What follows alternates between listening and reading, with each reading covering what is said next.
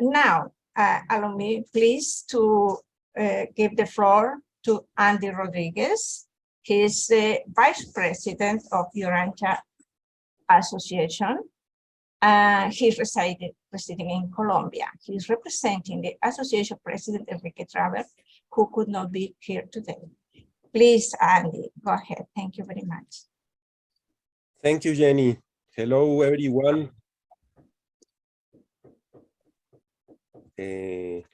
Hello, everyone. Maybe the people that talk in Spanish maybe have to change to Spanish.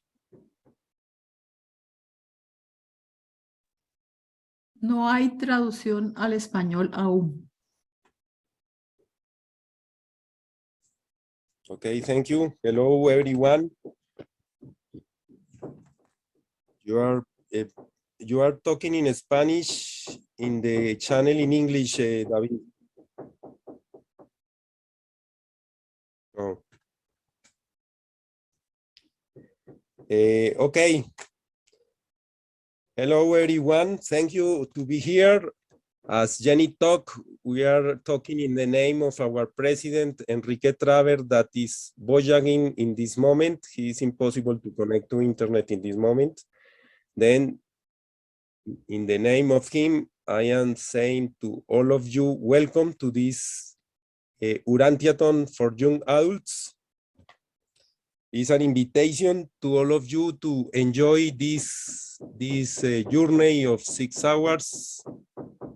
And I expect you enjoy that.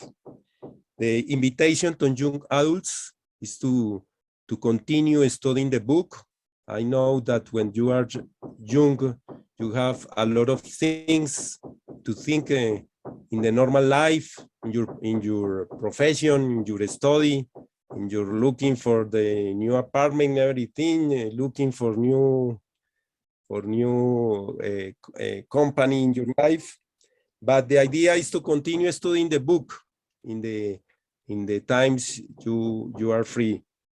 An invitation also to create study groups.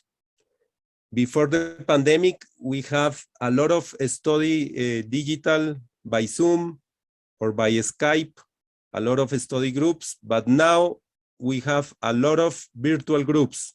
You can connect to any part of the world to listen in your original language or in other language.